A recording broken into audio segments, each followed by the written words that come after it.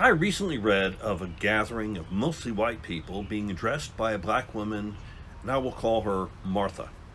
Martha posed a simple question. If you could make the choice, how many of you would choose to live your life as a black man or a black woman? Raise your hand if you would. And not a single person raised their hand. As I reflected on this, I realized I wouldn't have either. So what does that mean? If we lived in anything close to a colorblind society, it wouldn't matter. But it does matter. Like most people these days, already riled up by the strictures of living in a semi-lockdown world, the recent demonstrations and violent looting and rioting felt like a blow on top of a bruise. A mere 1.3 miles from my house in North Raleigh, the local Target store was broken into and looted. That was a bit close for comfort. It was a very tense evening with helicopters circling overhead off and on all night. Predictably, my first reaction was to make sure that all the guns in the house were locked and loaded. I was full of rage and fear. But Martha's question would not leave me alone. While I certainly do not condone looting and violence, and of course neither did Dr. Martin Luther King Jr., it has forced me to examine my own suppositions, dig a little deeper. And I came to the conclusion that what is needed is a greater attempt at empathy.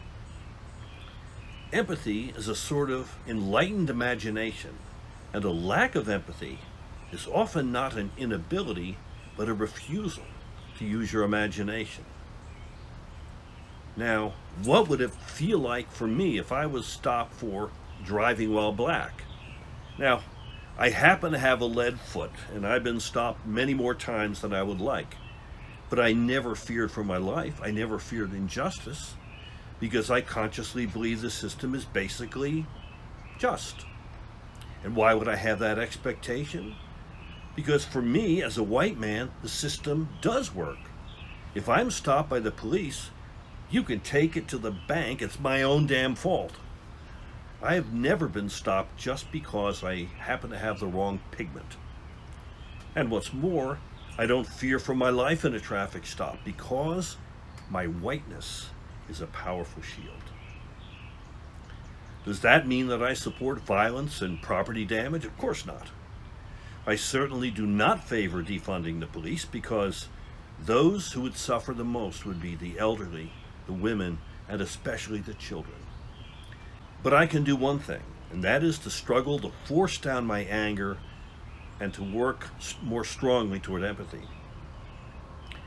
Much has been accomplished since April 16th, 1963, when Martin Luther King Jr. published his immortal Letter from Birmingham Jail.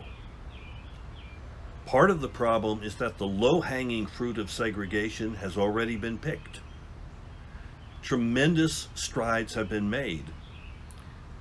I imagine that were Dr. King to see the country today, he'd be overjoyed at all that had been accomplished and all that his work had inspired.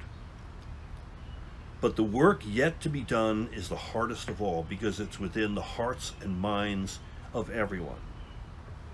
That seems to be a heavy lift, but it is work that we all have to do. The future of our nation, our society, depends on it.